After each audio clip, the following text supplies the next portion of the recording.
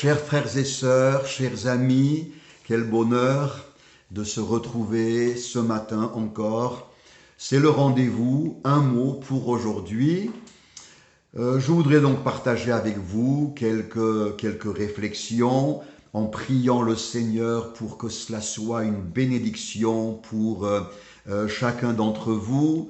Vous le savez, les 4 évangiles, l'évangile de Matthieu, de Marc, de Luc, de Jean, les 4 évangiles nous présentent la personne de Jésus-Christ, du Seigneur Jésus, le Sauveur que Dieu nous a envoyé. Les évangiles nous présentent Jésus avec beaucoup d'abondance de détails, avec beaucoup de force, avec beaucoup d'exactitude. Les récits des évangiles sont fiables, confirmés au plan historique. Ils sont très importants, prépondérants en matière de foi, puisque la foi vient de ce que l'on entend, de la parole de Christ. Les évangiles nous présentent donc Jésus, ils nous présentent les miracles de Jésus, les œuvres de Jésus, prodigieuses, merveilleuses, absolument uniques et incomparables. Ils nous présentent aussi les paroles de Jésus. Et c'est sur cet aspect de la personne de Christ que je souhaiterais m'attarder particulièrement ce matin, mais également au fil des prochaines diffusions que nous ferons. Oui, les paroles de Jésus, mes amis, les foules entières écoutaient sans se lasser les paroles du Seigneur Jésus et ils étaient étonnés des paroles de grâce qui sortaient de sa bouche. Certains s'exclamaient en disant « Mais jamais homme n'a parlé comme cet homme ». Hommes et femmes disaient « Mais lui, ce Jésus de Nazareth, quand il parle, il ne parle pas comme les religieux auxquels nous sommes habitués. Quand il parle avec précision, il parle avec assurance, il parle avec autorité, et cela nous fait du bien, cela nous éclaire. » Il y a donc de nombreux témoignages émerveillés concernant les paroles de Jésus. Alors tantôt, Jésus va enseigner, expliquer. Tantôt, Jésus va réconforter par ses paroles, il va consoler, il va rassurer. Et tantôt, on découvre que dans certaines circonstances très particulières, Jésus va adresser au mode impératif une parole personnelle. Il va se tourner vers tel ou tel individu et lui adresser une parole courte, interpellante, une parole qui va déclencher pour la personne en question une merveilleuse bénédiction. Alors ce matin, je voudrais simplement m'attarder sur une parole que Jésus a prononcée à plusieurs reprises dans les évangiles. Lève-toi, lève-toi. Il est accosté par un homme, un pauvre père qui est complètement désemparé, Jaïrus. Le père le supplie, viens à la maison, notre fille de 12 ans est gravement malade, elle est mourante, il supplie le Christ de venir. Jésus se met en route, mais sur certains entrefaits sa progression est ralentie, la fillette meurt, c'est le désespoir total, mais Jésus va encourager Jaïrus, ne crains point, va-t-il dire, ta fille vivra.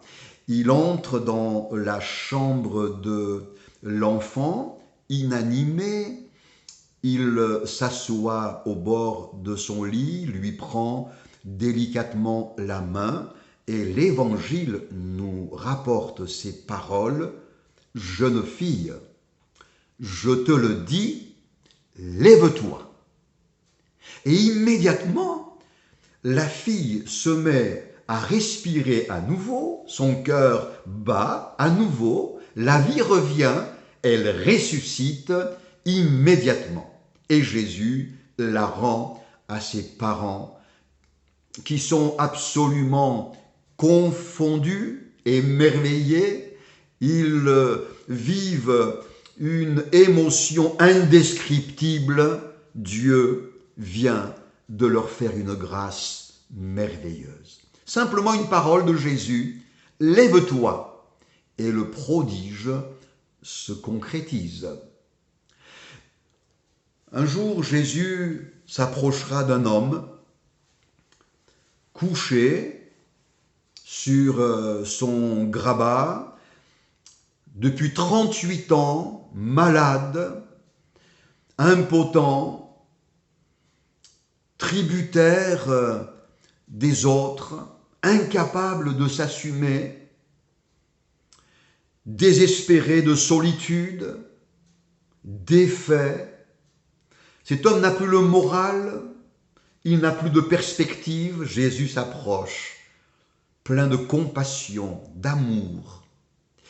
Il entame un dialogue avec cet homme et, à un moment donné, le regardant droit dans les yeux, Jésus lui dit « Lève-toi, lève-toi, lève-toi » lui dit Jésus, « prends ton lit et va dans ta maison. » Et instantanément, cet homme se lève, le miracle se produit après 38 longues années de souffrance. Lève-toi. Ceci nous donne de comprendre premièrement que la volonté de Dieu n'est pas de nous laisser à terre. Il y a dans l'existence tant et tant de malheurs, d'événements, d'échecs, de circonstances parfois d'une violence inouïe qui s'abattent sur nous et qui nous mettent par terre. Dieu ne nous veut pas par terre. Dieu ne te veut pas par terre. Mais il t'aime et il s'approche de toi et il t'adresse cette même parole, lève-toi. Par ces paroles, Jésus est en train de dire, j'ai le pouvoir de changer ta vie, d'apporter à ton état de défaite une issue absolument sublime et glorieuse. Je peux changer ta défaite en victoire, tes ténèbres en lumière. Je peux mettre un terme à tes souffrances. Je peux transformer ton être et les circonstances dans lesquelles tu vis. Lève-toi. Par ces paroles, Jésus nous dit encore, je te veux debout. J'ai le pouvoir de faire de toi une personne debout, autonome. La position debout correspond à une position de dignité. Je parlais des événements et des malheurs de la vie qui voudraient nous mettre à terre. J'irai un peu plus loin.